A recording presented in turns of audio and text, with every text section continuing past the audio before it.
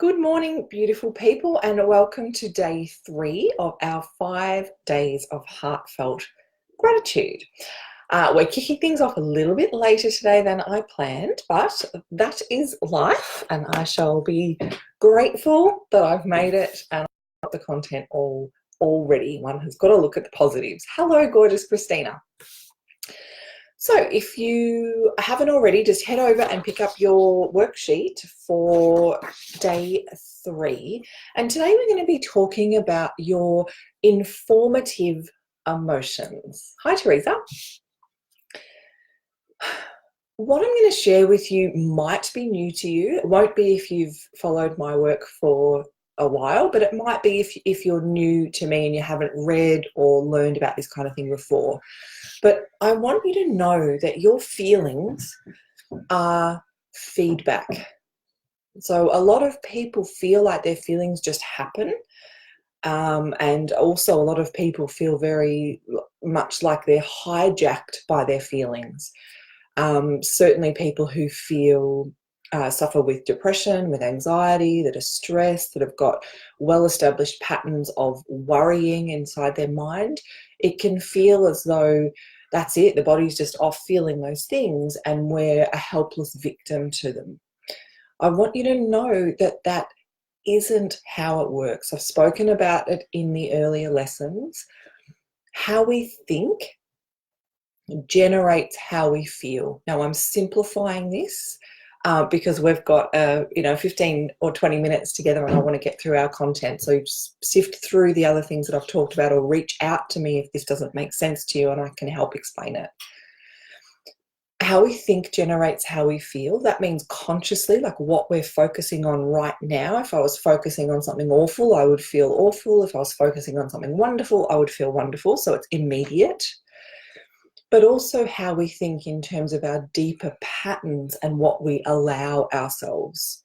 If we feel at a deep level like success just isn't possible for us, or no one likes me, or some sort of pattern that's kind of sitting in there unconsciously, that's going to generate a whole lot of feelings as well. So feelings are feedback.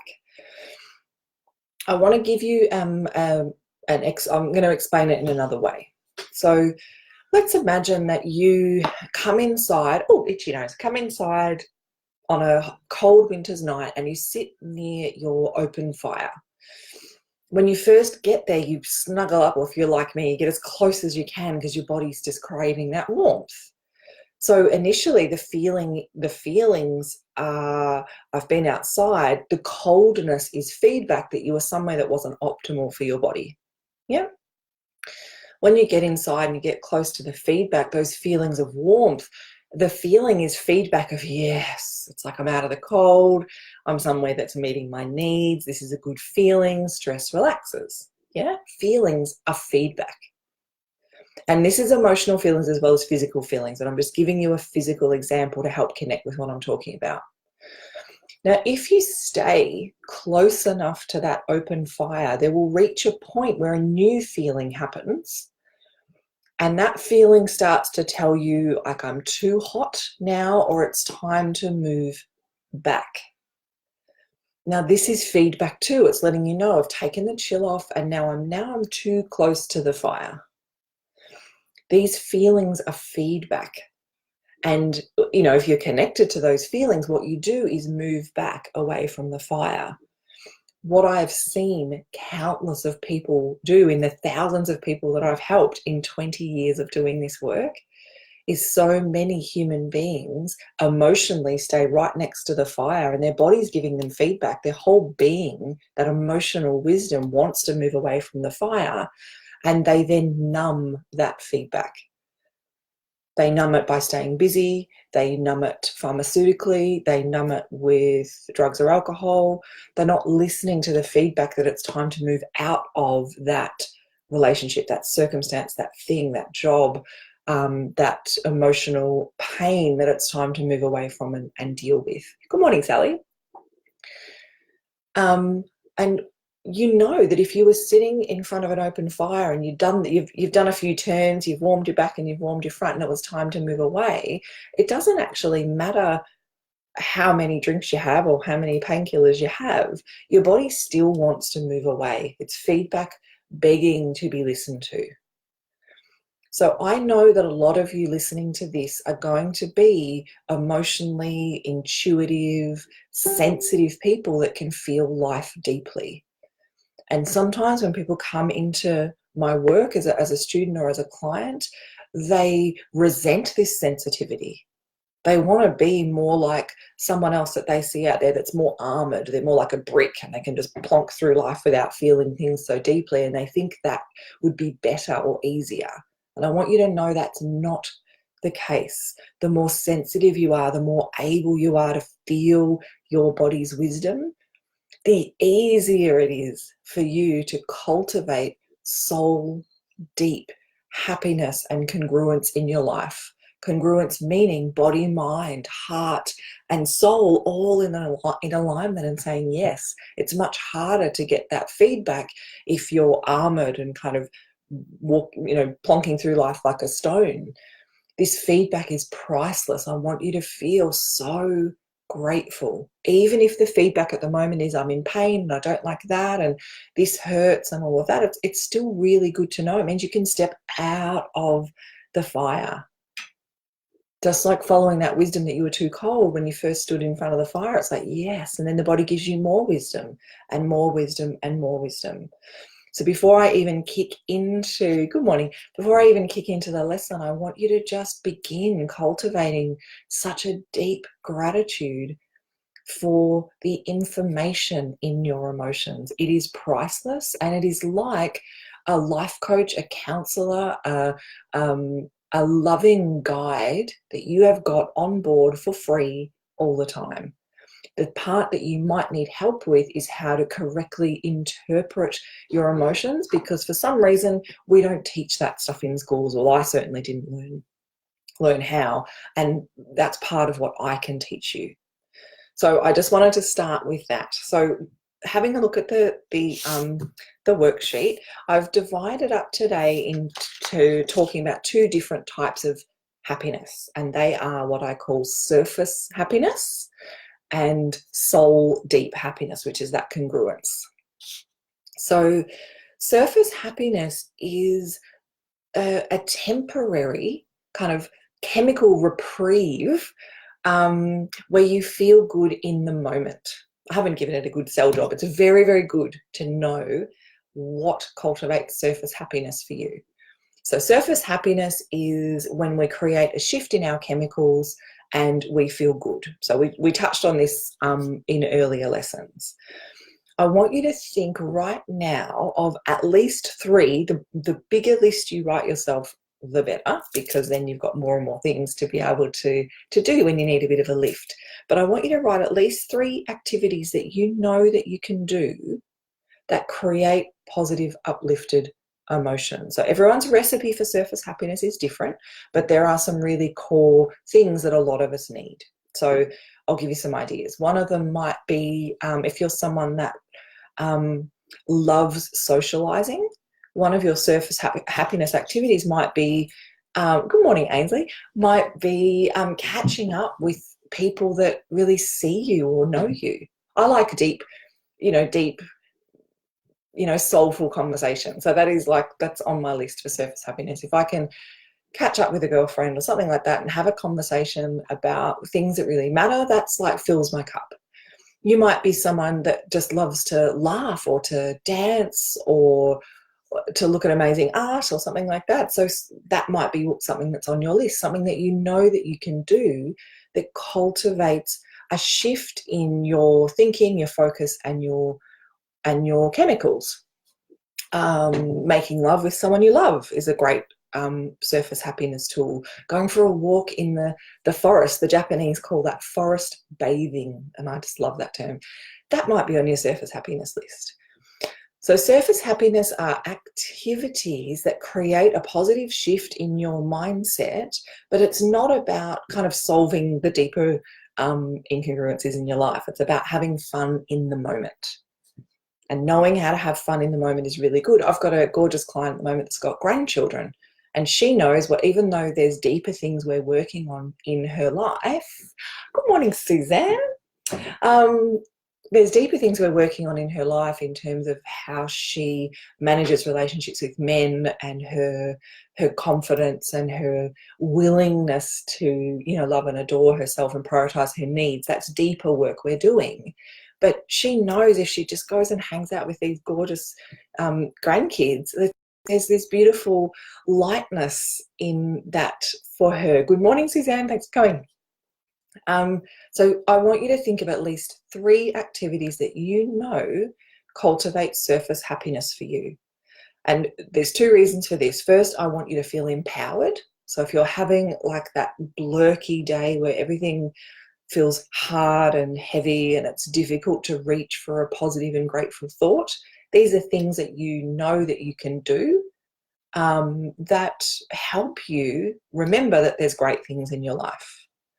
I would love for you to share your surface happiness tools, because in sharing we can help each other. Someone might go, I just, I love for me, another thing is getting into water, particularly if it's warm water. Hence, I bought a saltwater massive spa in my backyard. So 38 degrees of hot salt water, that is enough to put me in a good mood regardless, right? So some people like the beach.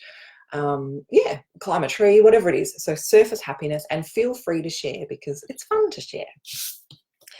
And I want you to take a moment and really imagine yourself doing these things.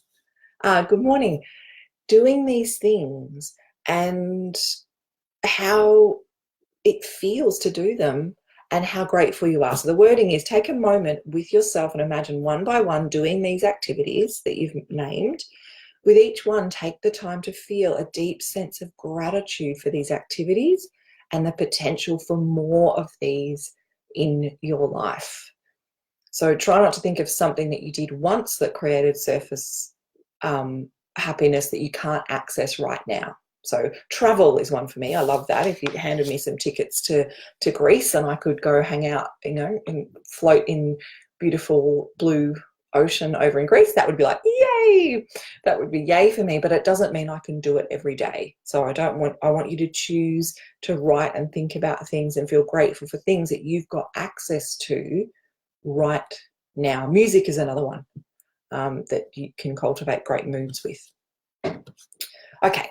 So do that, take the time to do that, feel into that, and just feel so grateful that you've got access to these activities and you get to choose them. You are the boss of you. You are the driver of this lifeboat. And even when you're going through something really profound, you might be grieving the loss of someone that you adore. You might be lost your job, lost your relationship, lost whatever, all of these things that give life meaning and you feel really lost. It's time to do deeper work that we'll be talking about in a moment, but you can still give yourself surface happiness just to help your body along rather than drowning in there. So I hope that makes sense. If you've got questions, let me know. The second type, hi Janine, the second type of happiness that we're talking about this morning is what I call soul deep happiness, which is about that deeper congruence in your life. What I'm talking about, that when your body, what you're actually doing, your mind, what you're thinking consciously and unconsciously, your heart, what you're feeling, what you're, sensing, and your soul are all saying yes to your life. And this is usually in the key life areas. This is about how you're using your 24/7, how you're thinking and feeling about it. So it's our deeper work. In my opinion, we came here on planet Earth with a soulful signature of who we are and what we came to give and experience that is as unique as our fingerprints.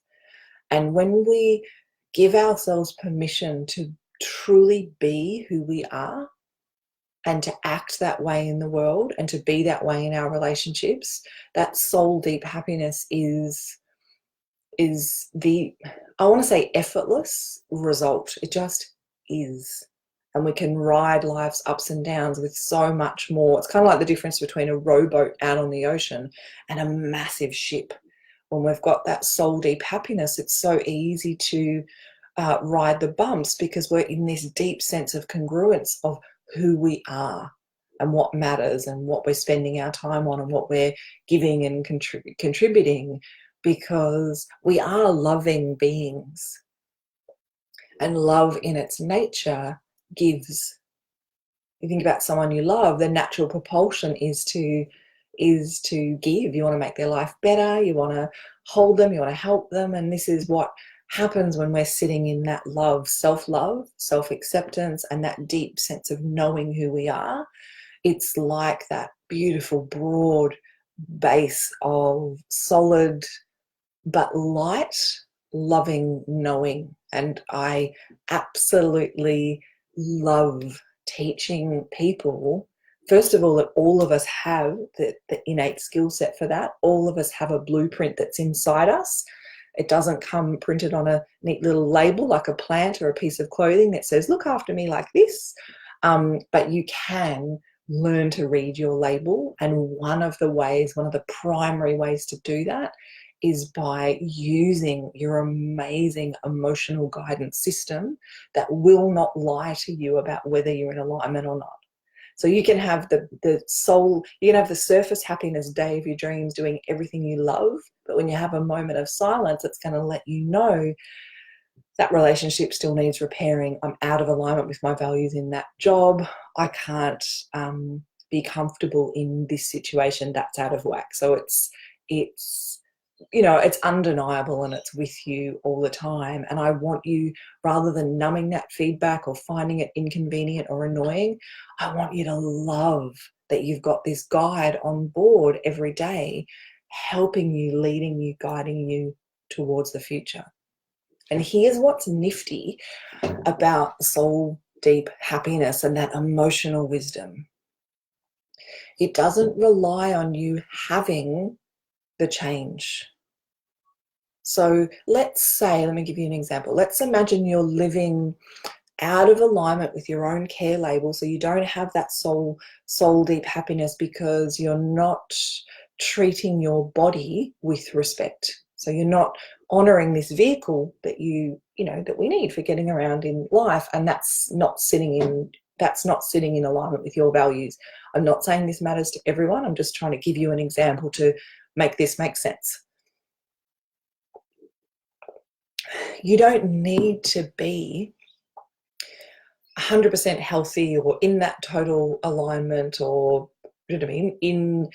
You don't need to be there in order to feel the soul deep happiness. You just need to be on the path. And I've seen this like more times than I can count. So the moment someone goes, I'm going to change this, and it's not just a passing thought, it's actually, okay, I'm going to change this. I'm getting support. Here's my plan. I'm actioning the plan. Even before any changes happen, that soul deep happiness happens, because all of a sudden that deeper congruence is going, yes, he or she is listening. We're on the path. We're cultivating change. The happiness comes as soon as you pivot towards the solution of listening to your deeper self. If one of the things that's out of whack with that soul deep happiness and congruence in your life is, say, your job, the moment I've got a client doing this at the moment that was in a job that didn't work for her from a values perspective, or just it just was not what she wanted to contribute to the world. The moment she started studying and doing the action and moving towards her new career, it's all opened up. The whole feelings about that job that she was in have changed, because she knows that deeper truth of her knows the future is going to be different. So when I'm talking about soul deep congruence and that broad base of knowing who you are, don't think in order to feel soul deep happy, you need to be there. You just need to be turning towards it. So I hope that makes sense. So what I've asked you to really think about is, what in the worksheet, what would living in this alignment feel like? Because I can guarantee you what it's like mentally and emotionally, and how you feel when you look out at your life and imagine what you can create with the years that are to come. It's a very different kind of feeling. So just as best as you can, if you're not already there, just think about this deeper connection with living in alignment. So it means that there's not stress and worry because you're focused on what you're doing. So the client of mine that's studying, she's not worried about her job, doesn't really care what her manager's doing because she knows it's temporary and she's focused over there. So there's a lot of confidence that comes from being who we are. In fact, the only way to be truly confident is being who you are, because I can't be confident trying to be you because I'm not you, and you can't be confident trying to, do you know what I mean, do what I'm trying to do because that's what I'm trying to do. We're meant to be us, and true confidence comes when we land in the truth of us. So I want you to know that your emotions are your friend, that really good friend that's actually willing to have a challenging conversation with you, that won't lie to you just to make the conversation easier.